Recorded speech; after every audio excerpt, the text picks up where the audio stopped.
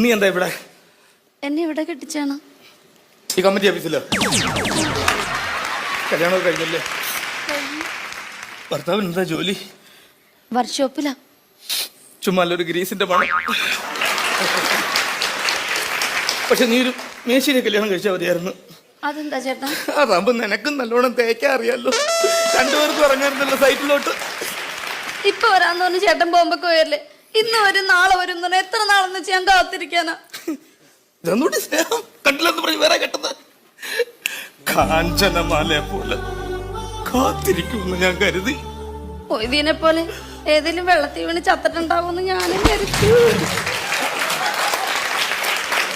എനിക്കൊരു കുഞ്ഞുണ്ടായ ആൺകുഞ്ഞാണെങ്കിൽ അവന് ചേട്ടന്റെ പേരിടണമെന്ന് ഞാൻ വിചാരിച്ചിരുന്ന. അറിയോ എന്തിനടി വല്ലവനും കലോത്സവത്തിന് കിട്ടിയ ട്രോഫിയിൽ എന്റെ പേര് കുത്തി വെക്കുന്നത്? പറയല്ലേ ചേട്ടാ.